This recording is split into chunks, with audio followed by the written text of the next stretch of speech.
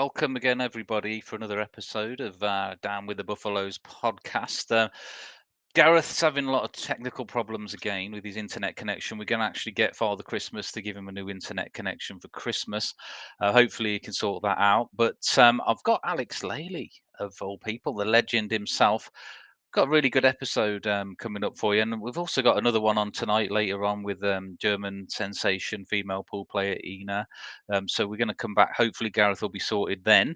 But let's get Alex in, and we can start getting things rolling here. Alex, how are you? You all right?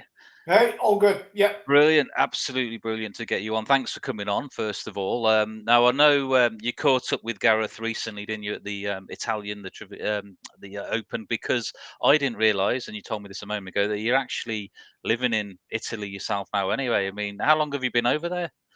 Well, it's still the process. But yeah, last 2 months I've been back in the Netherlands. I'm now here for Christmas in the Netherlands, but I'm over there staying with family. My father's Italian, so I have many relatives there, and I'm staying with my aunt. And I'm looking.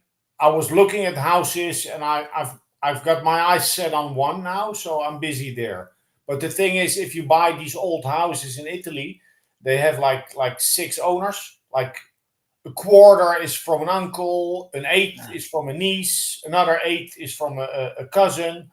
So it's actually difficult to get that clear. Whose part is where and which and how to buy it. It sounds like one of the cars I buy. Usually have like six owners or something. But I bet that's quite complicated to sort out the Yeah. legal stuff. Then, if that's Well, the I'm case. looking forward. So I'm going back end of the year, the 31st. I'm coming back home there, Yep. and looking to set myself up. So the table is coming in end of January. Yep. So I'll have my place, and I want to offer, apart from lessons and the table and etc. I want to be able to offer accommodation for players because it's a beautiful, Oh wow, beautiful that would be good. area in the mountains, super healthy air, good food. So it's Yeah. ideal to do a couple of days of training with hiking, cooking, What all table are that. you having? What's that? What table are you going to get put in? A diamond. Oh, diamond. Yeah. Oh, okay. I mean, I know a lot of Euro guy tour, and obviously they use the dynamic tables, which I've got a dynamic two myself, which is a brilliant table. But I've never played on a three, but I'm sure they play just as well as the twos. But no, that'd be great. So when you're saying you get in the table, you're thinking about doing this. Is it purely going to be from a teaching, coaching's perspective, or are you actually going to try to sort of get back to to full-time competitions for yourself?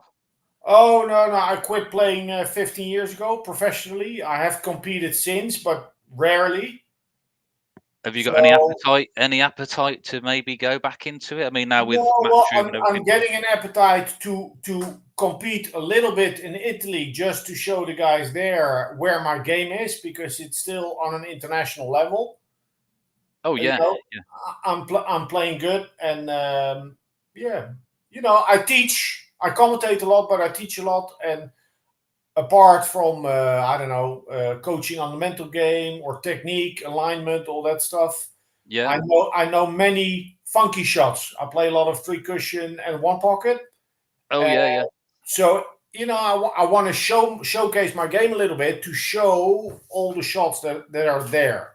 yeah, Because when I'm on my game, I think I show many types of shots. yeah. Well, you said interesting. You're saying about the coaching. I mean, mentioned the mental side of things. I mean, I don't know if you knew, but I'd like to catch up with David Sapolis here and there, and he some of his stuff on the mental games brilliant. I mean, I've watched a lot of it myself, and it's helped my game no end. And I think it's so much of an underrated part of a game. Um, knowing the mental side. People just don't really think of it. They just think, oh well, I can pot a ball. I want to concentrate on my technique, but I mean, the high percentage of playing well is in the mind. I mean, how do you sort of what get people prepared for that yourself in terms of your coaching? Have you got any special methods or anything, or is it just purely, I don't know, is it purely talking to them to try and make them Well, understand it? if I don't if know. I if I work on someone's mental game, Yeah, I mean, what would you say? I mean, say I come to you, Alex. God, I Oh played yeah, this well, tournament. I'm not feeling confident. I'm missing balls, which does happen. Let's be honest. We've all been there. And I said, what? I mean, what are you going to do for me? I'm not getting any free. I don't want any free. I'm not. You know, I'm just getting a rough idea, to be honest, yeah, about. well, it depends. Many things come to mind. Yeah, It's important that you understand where your frustration comes from. First, yeah, that understand frustration, understand motivation. So there is some talking. There's also what the game shows you. So the game shows you a pattern, and if it's a pattern of flawed opportunities where you fail to capitalize, it's for a reason. And either you totally uh, um, uh, succumb to the pressure, but it can also be that the pressure exposes a technical flaw in your game. yeah, So, yeah, so there's also that. I mean, it's the mental game is important, but it can also be something lacking in your technique. If you have trouble hitting center ball, yeah, it's a thing that will be exposed under pressure or when you're tired, or worse, both. yeah, yeah, Things like that. So what's there? And then there's a mental training, what you do at home to prepare yourself for competition. You can do visualization routines at home where you envision success. yeah, yeah. This is, I mean, read into it, and this is what all top athletes do in all sports, and people outside of sports, managers, anyone who's very goal oriented will be applying visualization techniques or Da Silva method. Mm, Um, so that's big, but also routines that help you in the moment to uh, manage the pressure better or make it come down. But once in a while, the pressure really catches you hard, oh yeah, yeah, yeah, yeah, and definitely. for that I don't have an answer. If sometimes like once a year or twice a year, it really hits you hard. Yeah, But let's say it's statistics. If you have 100 pool playing days, competitive pool playing days, three are super good, three are super bad, 15 are very much above average, 15 are very much below average, unacceptable. And then about 65% is below and above the average, where it's likable or acceptable. yeah, yeah. So I don't know if my answer answers your question. What would I say? But it's a little bit about It's certainly understanding given what me goes something to on. think about. It's certainly given me something else to think about, and I'm sure a lot of the people watching will be maybe thinking about that. Is it? But what the interesting thing there you said was that, and this is right, and I've come to notice this as well, is that you're gonna get ultimately you should have some idea of where and why you're going wrong. Now that could be because your technique's not good enough, you're missing balls. It could be that maybe you just are so stressed out about the pressure of the situation, and that's causing you to miss ball. Something it will be a starting point for you to indicate to you that you need to work on something in particular. So if it's a certain type of shot that you keep missing, well, it's that it's obvious you're missing that certain type of shot for a reason. If it's a pressure shot, maybe you put in the rack, you're getting down to the nine, you're on the nine ball, it's a quarter ball cut into the corner, you've done all the hard work, you got to that, you're missing them sort of shots. I mean, that's probably the pressure building up again. So there's always going to be a reason. It's just maybe the secret is to find that reason, like you were saying, and then work on remediating it, however works best for you. Yeah. Well, at first, I don't think there's a secret. There is understanding, and first you got to recognize the flaw, and then Yeah, find a way to get better. yeah, I'm yeah, not saying to avoid the flaw, but to do what is needed to get the result that yeah, you seek to get. yeah, And I think a trainer slash coach is of importance because they have a trained eye, they have a better observation, and they can pinpoint things easier, quicker Yeah. than Yeah. if you're just by yourself. And one of the important things as well about coaching is, I mean, I know you can talk and read a lot of stuff for this yourself and everything, but sometimes it just helps with actually having someone physically watch you and coming from their mouth rather than you thinking of yourself, where they can, well, actually, I think you missed that shot because you were upset that you didn't get position on that ball, or you felt the pressure of this and it got to you. Sometimes someone saying that to you physically is different than you just thinking of it yourself and realizing yourself. I think it does help when it's coming from somebody else as well. And normally, a lot of players, they get this way when they might get a bit of bad run. They get a bad roll against them. They get come to the table, they're hooked, and then that affects them then for the rest of the game. Well, you break, you're going off, and the opponent clears up, and it's in your mind straight. Oh, it's one of them games again. Nothing's going right for me. Sometimes that's a big hurdle for people to get over as well. But it's an interesting part of the game, I think. Gareth commenting actually, because I know he's watching this as best he can wherever he is. But he said about sight right. I mean, have you ever heard of that? Because we've had a lot of stuff with Steve Feeney, the sight right coach. He's Yeah, actually yeah, said, "Are you an ambassador for sight right as well?" yeah. So yes, that's the answer. I'm a certified side right coach, and I like it as a method. It's red pill, blue pill. It absolutely makes sense, Oh and yeah, it's 100% the right way to teach people. The only, as far as I'm concerned, but it's just also the feedback that I had from 3 world champions that I work with, and I'm actually in January I'm going to work with another world champion from a different Q sport discipline who wants to be not named, but oh that's fair enough. Yeah, the feedback is that it feels truthful and pure, and I get this within 10 minutes. Um, but the thing is, basically, in short, 19 out of 20 players have a flawed sighting position, and by practice and talent, their eyes, the eyes are telling the wrong story. And yeah, then when you come down on the shot, you sort of tweak the shot, tweak the stroke, or change your position to get online. yeah, yeah, So they start off from a wrong position, and then going down onto the shot, they'll get it right. And with work and talent, they'll get it right many times. But on a bad day, they don't. yeah, And yeah. it also causes the big difference between playing towards the left and towards the right.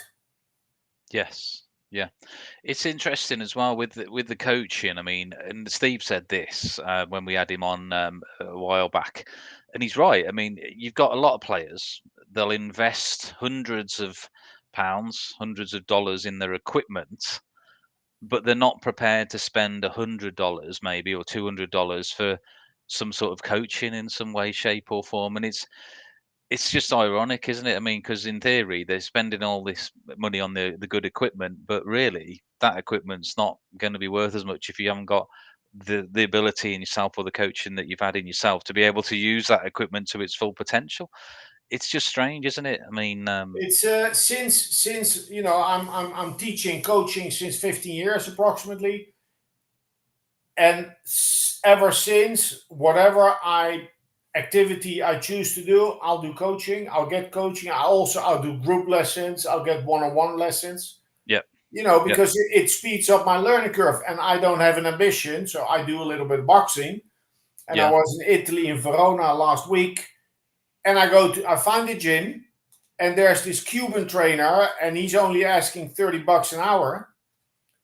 yeah, And it was well spent because now when I go boxing, I have more things to pay attention to other than just sweating a lot, getting real tired, and it's still fulfilling. But if you pay someone, an expert, to give you more input, it's more enjoyable. yeah, Any hour, any session that you do after that. So if you invest in sight right, or if you invest in mental coaching, in sports psychology, you get a lot of more insight and understanding, and that makes the whole journey from now until the grave a lot more enjoyable. Yeah, and it's an investment, as you've just said there. That's the key, isn't it? It's an investment. You're getting that knowledge to potentially use forward. Yeah, you Um, don't want to be. You don't want in pool. What I use a lot because I think a couple of key traits for a trainer coach. I think is good knowledge, of course. yeah, Good observation. You need to be a good observer, sharp, but also a good communicator. But a thing, what did I want to say? Oh, a thing that I will tell a player. I forgot. No, I forgot my point, but no, sorry. that's all right.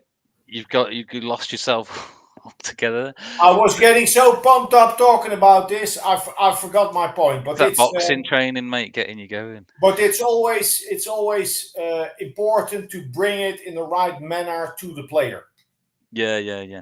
No, I mean it's such as I just wish people would give more into the value of knowing, going to a coach, getting some assistance, and then utilizing that to drive Matt, your game forward. sorry, yeah, the thing I wanted to say, what I tell players, and it seems to work well, it lands well. If I tell them, don't be that guy.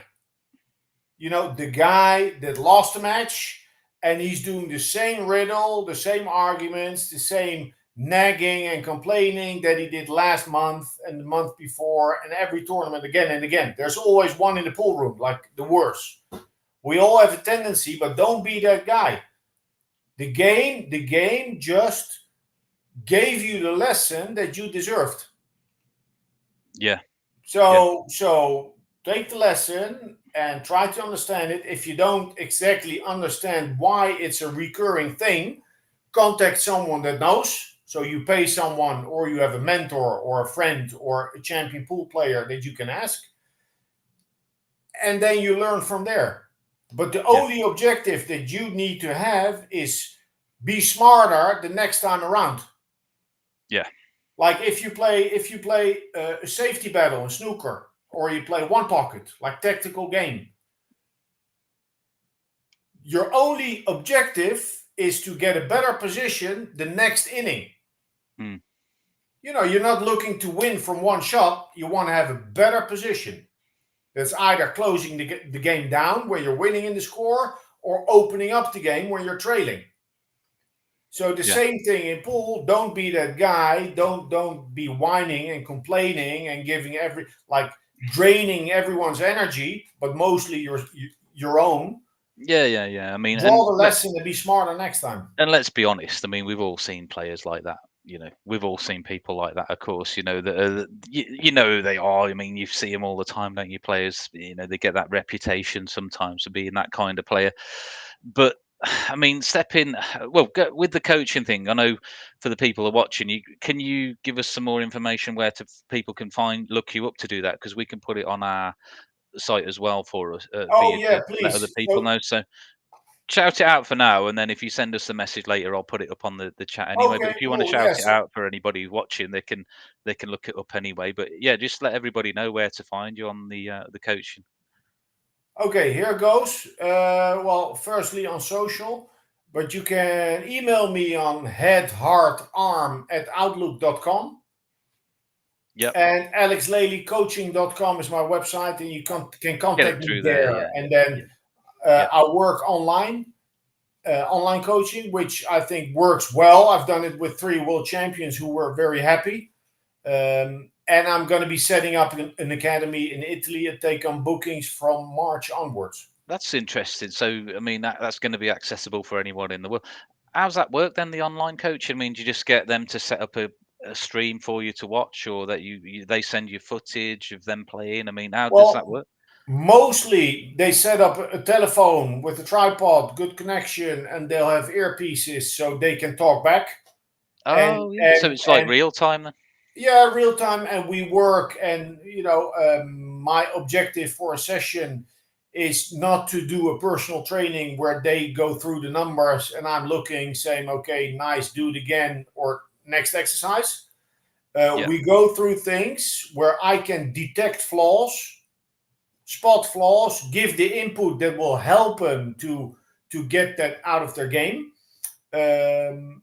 Some mental input, Yeah. because a player will be losing patience, will get frustrated, stuff. But it's mostly give them a proper 90-minute input with material to work on, with the insight of why to work on it, Yeah. and what the reasons would be that results are below average or not what they should be. Yeah. And then depending on time, money, and motivation, we meet again after 2-3 weeks, Yeah. and then we'll look at different things. Do So you? that's I mean, one thing, but they can also send a match for me to commentate, oh, or, okay. or I'll ask them to do certain things.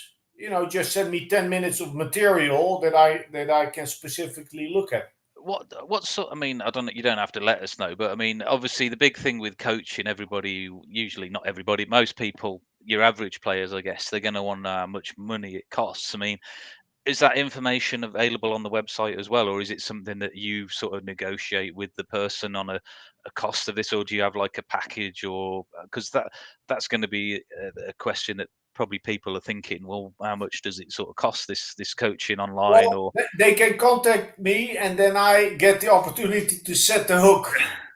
Now, they can contact me, but I'm in the process of setting the pricing for the Italy thing, including accommodation and all that. oh And wow, yeah. once that's set, like by the end of the year, it will be on the website. The Ah, pricing. okay. Yeah. Okay. So basically, yeah, you get in touch with yourself, go through the website. But that Italy thing sounds great.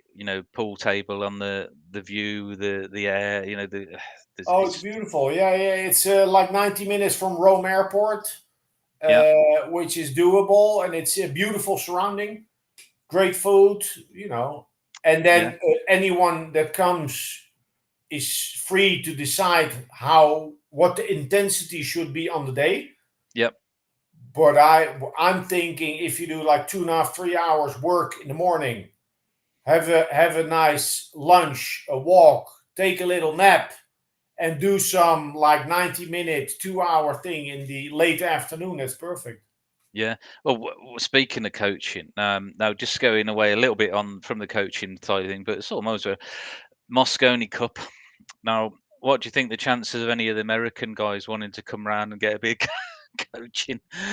Because, well, I mean, let's be honest, they've struggled in recent years on the Moscone Cup. Now, I know, obviously, Johan Rushnick did some coaching with the American team a few years back, didn't they? And they actually did really well through that. Is there any appetite for yourself maybe to get involved with that? Because I mean, well, going back a step, why do you think the American team do struggle so much in the Moscone Cup in recent years? Well, first of all, I have worked with a player on their team, but it was a one-off, nothing structural. Um, well, they're punching a little bit above their weight in the sense that the European players are world champions and the Americans are not. Yes. So what the Moscone Cup does do is expose a difference in skill level. But Yeah. then again, I feel not every year, but frequently the Americans don't get to play their own game. They're not playing like they can, and there's a lot of pressure out there, and it's difficult to change the momentum. But I think, yeah, what I would work on if I would have that opportunity is. Difficult. What would be important? Winning for a Well, no, start. no,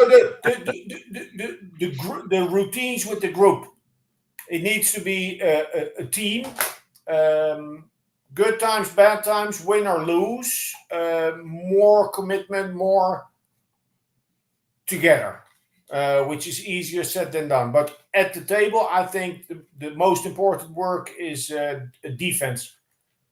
Shot selection in defense, kicking, saving, and managing the shot clock. Yeah. Yeah. Because yeah, they're not missing so many more balls. They're just missing shots at different times in racks, more important shots.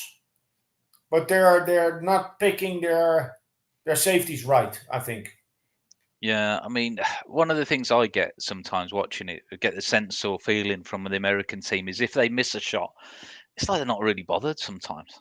It's like it's a different kind of attitude. Maybe it's because they're just so used to playing in singular events as players. When they come into this team event, it's a different mindset, it's a different thing, it's a different pressure, as you know.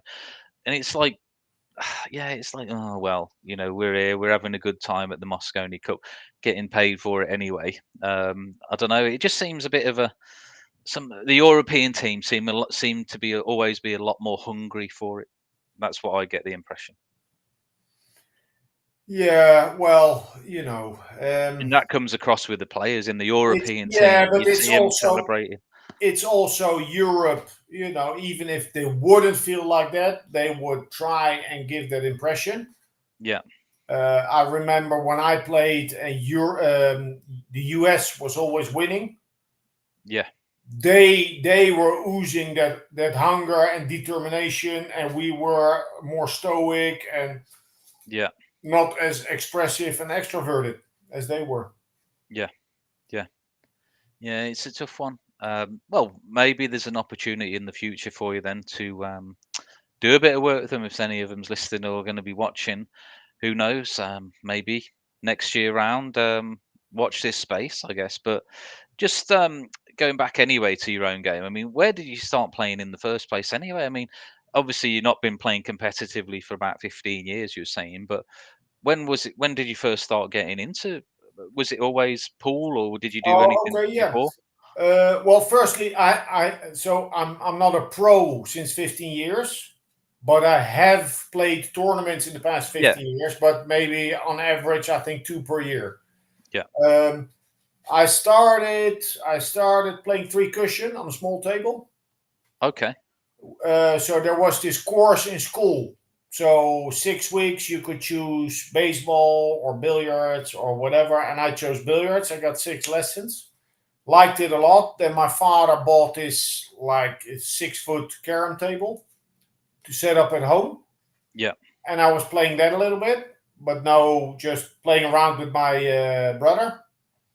And then at 16, 17, I started going to the coffee shop in the Netherlands, and they would have a pool table, yeah, and I played, and then I had this. I was a paper boy. I was delivering a newspaper, and I'd saved money, and then I got hooked on playing pool and spent all my money, my savings. And my father found out, and I had bought my own cue, and he broke my cue on his knee, and oh wow, he told me to never ever play pool again. And well, so that was it. So then I was more hooked on pool, but I was mostly into rugby at the time. okay, And then, but when I was like 19, 20, I was getting many injuries. And then someone took me to a pool hall in another town with proper 9 foot tables and match players. Um, yeah, and then the first day I won $300 guilders at the time. Next yeah, day I won $300, and then I was really hooked. And I knew rugby was over for me. I was having so many issues, and then I got into pool. This is in '93. yeah, Like committed and playing a lot, 93, and then 98 I became top 10 in Europe. yeah. And then everything else was history, I guess. On the back of that, I mean, going back in them that era, do you think the standards of pool in general is better now as opposed to back then, or not? What did you think about that? There's no comparison. It's like it's like watching UFC. If you watch the first UFCs and Oh watch yeah, I UFC remember them. Yeah, now, yeah, yeah, you know, it's not comparable. Yeah, It's a whole different ball game. Like any, I think, I don't know, from the top of my head in Europe, maybe 30 guys now would be multiple European champion 25 years ago. yeah. 30, if not more. What do you put that down to? I mean, in such of an increase in the standard in I mean, I know snooker's the same. I mean, snooker's ridiculous. It's the standard's really high. But what would you put that down to? I mean, is it just people's attitude? Is it equipment? Is it quality of the balls, the tables? I don't know. Yeah, well, all that material, and don't underestimate online. Oh, of course, yeah. Online, There's a lot so more knowledge. Like information. when I started, we had to order an Accustat tape VHS cassette in the States, wait for it to arrive 2 months, and then watch it 30 times, and then swap with someone else's Accustat tape, Yeah, and that was your knowledge. The good thing about that was that you all watched the same. So there are some matches that I've watched really 30, 40 times. So I can dream every detail. I really understand why this or that happened, or why you see the player getting a little bit agitated or mellow down. Um, you get to observe more, and where now information is everywhere, is one click away. I don't know, what would the average length time span be that someone, a pool player, pool fan, watches pool online? Is he going to sit down, start the match, and watch from start to finish, or is he or she going to click away on average after 5 minutes? I yeah, think it's more the latter than the first. But yeah, there's so they learn quicker now because there's a lot of information. yeah. Also, YouTube. also, and the carbon shafts help, and but it's mostly people learning the right way. Yes. Yeah. I mean, like you made a good point there. Like, they might watch this for 5 minutes, but then they'll get another video then, and they'll watch that for another 5 minutes because there's that many different ones. And the way these things work, you watch a video, and then down the YouTube, you see down the side there's another video that says something else like that, and you click on that and you watch that, and then you just go through that cycle of watching, you know, all sorts of videos. And Your algorithm will suck you right in. that's the one, the algorithm. But yeah, it's a good point actually. Yeah, I mean, there's just a lot more information out there. Yeah, But and it's very much also information about technique. yeah, So before, like in the 2000s, when the British players are coming through yeah, uh, by numbers and doing well. So who was that? Steve Knight. Steve Yeah, Knight well, was one of after them. that, when you had Peach and Appleton Oh, and yeah, yeah, Ewan and Majid, Raj Raj, yeah, and yeah, Boyes and Shaw and good techniques. yeah, Why do you have good techniques? Because you have a lot of good snooker in the UK. I think that's a key reason why their fundamentals were sound. And yeah, then if you compare in general fundamentals in Europe and the US, a lot comes down, I believe, also on snooker. Snooker being on television so much in Europe. yes, And I yeah, mean, it's a different game, different balls, different cues, uh, and you're not going to strike the ball as a snooker player does, but they do many things right that yeah, are copied. So, in regard to delivery, maybe there are more differences, but sighting, alignment, they know how to set themselves up straight. yeah, And if you look at European players now compared to 20 years ago, they're a lot straighter.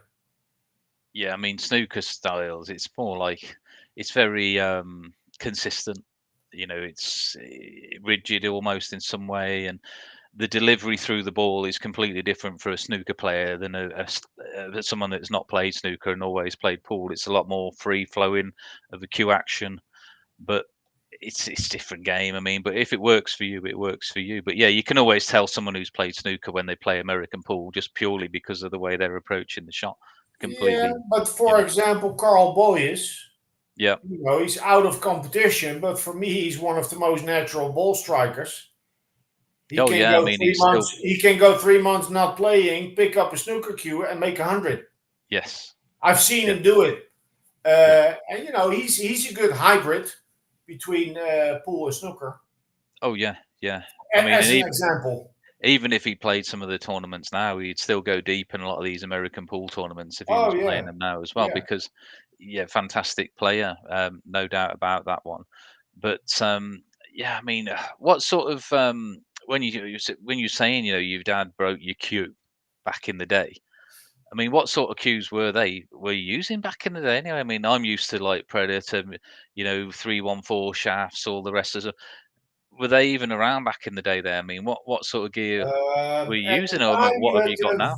Viking and Miyuchi were the top brands. Well, that's what I've got, a Mucci one, but I Yeah, use a 3-1. I use a Z shaft on it instead of the Mucci shaft because I didn't like that. But yeah, but I didn't have a me. No, the one I had was cheaper. Was a Biagio. It was. It's like it's a fake brand. I never heard of that one before. No, it was a nothing Q. So you weren't bothered when he broke it, then really? You Well, just I thought, was I'll get because a new one it now, was even my better. first Q, and I saved money to buy it. It was like Yeah, $80. yeah, yeah.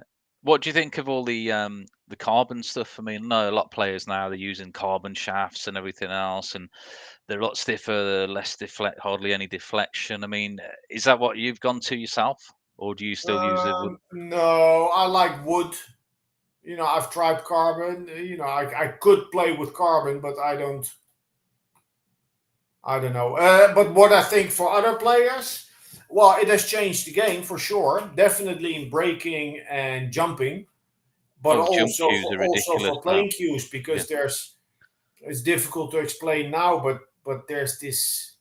There are more shots, but let's say if you have like let me like this. If you have a little angle where you need to hold the ball, but you're under pressure and you cannot really stun it, it's like Yes. in between speed. Yeah, That yeah. used to be the speed where at 7-7 the ball would be shot into the front knuckle, or the player would de-accelerate on the stroke. Cue ball would draw away from the ball and you would overcut Yes. because of de-acceleration. And with carbon, you don't get called out for de-accelerating because even with a half-hearted stroke, you still get action on the cue ball. Yeah. So that's a very particular shot. On 6-6, 7-7, you don't see missed as much now as before. That's interesting you say that because I'm guilty of decelerating a few times on shots. It's easy. You decelerate on a cut shot, you hit it a lot wider because you decelerate, widen it off. I might get. I'll have to give the carbon shaft a try sometime when I can get around to it. But I know there's a lot of players that have had them that have gone back to wood because they've just said, "Well, you know what, I just can't." Yeah, You know. sure, but there was the first wave, but now like the first wave was you saw top players going to carbon, and then some players went back to wood, and then the rumor was, oh, this or that, or he or she has gone back to wood. Yeah. But now we're like 4 or 5 years later, and you cannot but conclude that the majority is shifting towards carbon. I It's think. I here to think. stay. Yeah. I'm not a Well. proponent. I mean, it's not for me at the moment. Yeah. But if I look around me whenever I'm in a pool hall, I think that's what I'm seeing. Yeah, I mean, and of course, a lot of the top players now, as you know, are all getting swallowed up by Q-Tech as well.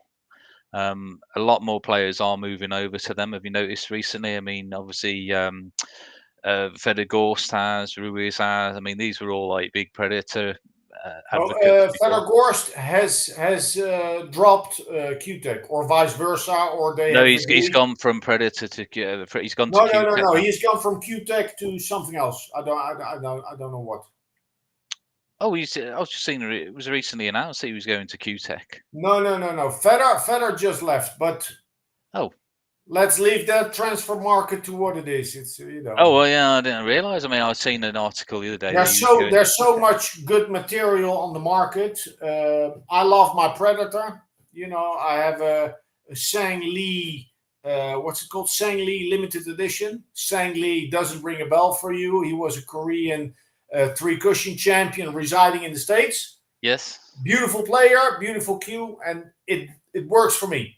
And that's the thing, innit? Look, if your cue works for you, doesn't matter if it's $10, $100, $1,000. If you're happy with it and it works for you, Yeah. that's great. That's all you need, isn't it? Really, why bother keep messing around, Yeah, chopping and so changing? so if you say I need a carbon shaft because I deaccelerate on those cut shots, I think you're better off recognizing that moment Mm, when it's on and maybe looking for to be a smarter player and being aware of when it's looming and when not to play it.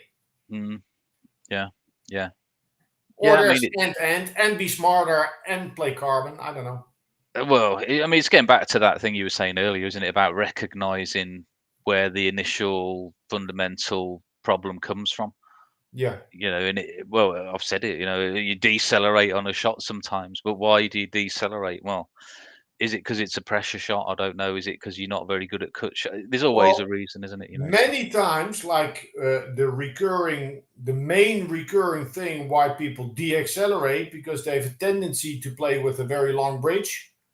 mm, And then if you compare to golf, I'm not a golf player, but the comparison is easy to make. If you're putting yep, a couple of feet, if you make a humongous backswing, you're going to be scared to overhit it. And as a result, you're going to deaccelerate. yeah, yeah, So if you load it up, partially your backswing, it allows you to hit crisp and with authority and 100%. yeah, So many times, take it easy. You can keep playing with the long forehand, but don't pull back all the way. Just yeah, do enough. yeah, yeah. And again, if you can recognize all that stuff, work on it. It's all these little things that will ultimately improve you going forward as a player. It's just Yeah, and as I said again earlier, sometimes it just needs somebody else to tell you that. Whether yeah. it's a And you coach, say whether you it's say somebody else. all these little things, but it's not like there's a list of 120 things Yeah, it might be like because one or two. because yeah, it's pretty basic. It's like bridge length, drawback. So if you're deaccelerating or a player doesn't load the gun enough, that's the opposite. They don't load the gun enough, so they don't have any speed generated. So Yeah, they're gonna be moving to sort of squeeze speed into the stroke, yeah, yeah, like Tony Drago, great player, but yeah, very compact, and you could see him like like put extra speed in the ball. It's always a trade-off between being smooth and being accurate. yeah, yeah. Gareth said a question on the comment he's putting in because I know he's watching. So was it a natural move for you to go to the coaching? Oh yeah. Well, I was done being a professional player and I needed to make money. So I found that I thought it would be easy to find a job, etc. And I was doing a couple of things. And then on the side, I started doing some camps and trainings with Johan because he was Yeah, already doing the coaching. And then I've moved on from there. So yeah, and also as a player, I've always been the type to reflect a lot, think a lot, analyze a lot to my own detriment. But that's all baggage and knowledge that I can use as a trainer coach and as a commentator. yeah. I mean, what was the main driving factor for you influencing to stop being playing like on the full competitive thing? I mean, was it just you just felt Well, the time was there right, it or was was the it? lack. It was the lack of a main driving factor. Is that as in like motivation to compete Well, in the competitively, or beginning, was it other things? you're young and you like pool and you think, hey, cool, I'm pretty good at it. And then you get to travel and you don't care about money. And then you keep on doing it and you get Yeah, yeah. bills and you get a girlfriend and you get sponsors. The game changes a little bit, the game away from the game. Yes. Um, yeah, and I didn't feel like I was going somewhere. was yeah. And since then, since I quit playing, it opened doors. Like I've been a local politician for 4 years. It's not my life's blessing, but I'm happy and proud that I have taken that opportunity and did it because I've learned a lot there. I gained an experience, and I'm doing commentary for 5 sports and television on numerous channels. Oh wow. I'm coaching. I'm enjoying the game. I'm not under pressure. I Yeah. like pressure, but it's a very negative pressure if you're playing professionally. It's getting a little better now financially Yeah. if you're in the top so and so. Well, we're going to come on. I'm going to come on to that in a minute, actually. But Yeah. But yeah. was it difficult for me to stop? No, I felt like quitting for a long time. But then we had what did we have? We had the IPT International Pool Tour that paid really well for the 2 tournaments it lasted. I was going to say it didn't last very long. Yeah, and then we had what did we have? Dutch television, who was showing a little bit of pool, World Championships, World Pool Masters. Yep. That didn't. So these little things, these little baits that made me keep on playing because it seemed like something big was around the corner. And Yeah. then when that didn't happen, yeah, I quit. Yeah. But Yeah. but at the time, I had my second child, so life was getting busy, and you only want to be away from home so much if it's worth your while. Yeah. And I Yeah. was making money, but not enough to be the kind of a burden And to my this is the family. thing. I mean, I was saying a minute ago, is coming on to that, but it is expensive, really. I mean, and this is the thing for the UK players, the top UK players, if they want to be a professional American pool player, they've got to really have some sort of sponsorship. But it's not cheap to go around the world playing on these tournaments. The entry fees, the hotel fees, the flights, the accommodation, and for realistically for them to sort of start making a return, they're gonna, they've got to go like deep quarterfinal, maybe semi-final, really consistently throughout the season to, and even win an event, to make it a worthwhile experience. I don't know whether it's different for European players, whether they get some more sponsorship from other areas. I mean, there's federations. I don't Well, know. some countries give backing to their players, but it's not. It's some backing, and then in some of those countries where there is a backing for federations and players, this backing is linked to the WPA. Yeah. So now, when players need to make a choice, this will also be of influence. Well, yeah, I mean, look, Gareth's always saying, when I've been talking to him recently about the whole WPA thing, the matchroom thing. I mean, where's your sort of stance on that? I mean, have you got an opinion? Well, yeah, a little bit. It's a pity that with those two parties disagreeing, that the players don't benefit.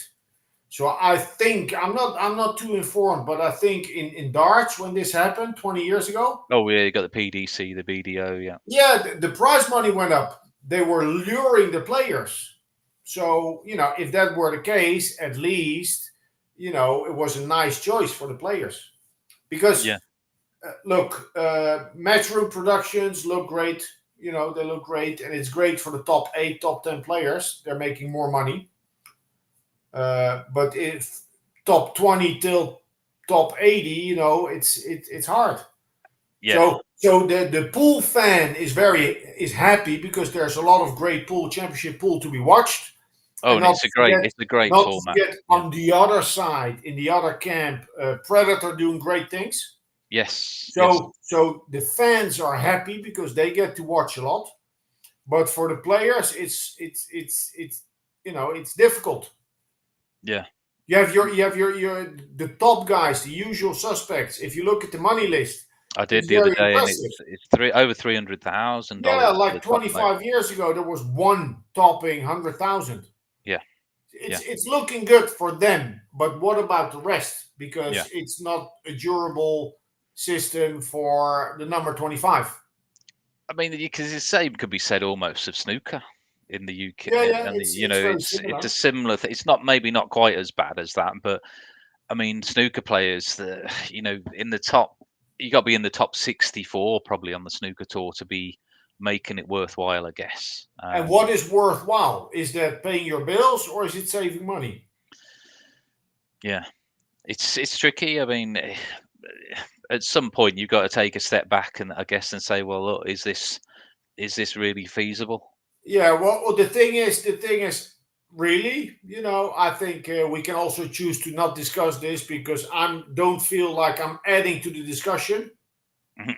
I don't have a holy grail, and neither do Yeah, you. I think, no, and it's up to the players, but let's just hope for things to move in the right direction to yeah, get bigger. And if they're forced, the players, to make a choice, that it's a choice between something good and something better, yeah. and not the same here and the same there, but either one and not both. Yeah, I mean, we don't want to see well, if you choose with them, you can't do anything else. Oh, No one wants that really, do they? I mean, why can't everybody just get on and just, push the game forward instead of bringing it backwards in some respects? But we'll just have to wait and see what happens, I guess. yeah. With that one, it's going to be an interesting year. I know Matchroom have announced their schedule now. I don't know if you've seen that for next year. UK Open, it's around the corner from myself. If they've got some qualifiers for it, I'm going to try and go in that myself. To be honest, it's the actual venue they're using is about 30 minutes away from where I live, Oh, so cool. I'll certainly be going over there, even if I don't manage to get in it myself. But it's yeah, it's a good lineup. But going back to what you were saying about the production, the matchroom events, they're really well produced, aren't they? I mean, the setup's good, the coverage. You got the YouTube streaming. I know the last day or two is on Sky, usually on the Sky Sports for the final and the semi-finals and things like that. But all throughout, I mean, the setup and the coverage, it's getting better. I mean, they're working on it all the time. It's good. I mean, it is driving the game forward. But like you were saying a minute ago, it's good money wise. It's good for the top 10 or top 16 players. But anyone outside of that, it's tricky. Um, maybe they'll go more like the darts where they'll have a certain select amount of players, 32 of the top players in the world, and just keep it at that. And I don't know. And then they'll have a couple of bigger events throughout the year. Who knows? We'll just have to wait and see what they do with it, maybe. But I don't know. We'll I wait don't and know. see. Yeah. Have you got any ambition to have a go on a matchroom event in the future? Well, yes and no. But the thing is, even though I'm pretty confident that my game would be there, but then still, in order to win more than two, three good matches, you need to be seasoned and have rhythm. Yeah. Like the last couple of years back, I think right before COVID, I played the European Championships and I played in Bucharest, the tournament. And I was okay, getting to last 32, last 16. But the conclusion was that in order to have a chance to hang with the top guys, you need to be breaking that 9 ball break consistently. And you Yeah. need to be playing a lot of pool consistently. Otherwise, pressure just gets easier to you. So, Yeah. so yes and no. So yes, I would feel like playing. It would be beautiful and daydream about winning two, three good matches. Um, yeah, but then again, that's I know how it goes. You're chasing a nut. The pool players are always chasing a nut. Well, I'm They go sure. from Yeah. Yeah. tournament to tournament, and then you don't feel a hero. You don't feel a hero, and then you win your local masters tournament, and you feel like a hero. That's a bit cynical, but um, But on the other side of the coin as well, though, and I know like you said with the coaching, what yeah, about when you're coaching one of these players that plays in one of these tournaments and then they go deep, maybe even win one of them? That's got to be even more rewarding in some respects than you obviously, mate. yeah. Going through your tournament and playing it in yourself when you've coached someone that's gone deep, won one of these tournaments. That's got to be a good feeling for yourself. Sure, sure. Well, there's a lot of I get enough satisfaction in my life, work wise. I'm doing the commentary for the kickboxing glory kickboxing bouts. Yeah, That's probably the biggest gig. No, that's the biggest gig I ever did because there are 2-3 million people watching in the Netherlands, and yeah, yeah, that's also fulfilling. But I like playing, but the guys on the Mosconi Cup team, the in crowd knows where my game is about. It's not championship level, but on in an international field, I could win a couple it's matches. dangerous. There you go. It's Yeah, yeah, yeah, you're yeah. still capable of taking them, Yeah, but the taking them thing down. is, you need to get, if you're not an absolute top player, you need to get lucky with the shots that you get. What type of shot do you get? And what time of day? So, is it because I feel a lot better at 11 in the morning than at 3 in the afternoon? And Yeah, I feel better at 10 at night than at 7 at night. I know that. yeah, yeah, So it depends when you get him and if you get an open shot. If I'm playing a top guy, I get an open shot, I clear the table, he breaks, dry break, open table, 2-0, where I got to get some table time and some cubal control. yeah, You need that. Like only world class players can really dictate the game, regardless of the positions they get. yeah, yeah. No, it's definitely something to we've all been there. You break off dry, they clear up, they break off, clear up, 2-0 down. You've had one shot. We've all been there before.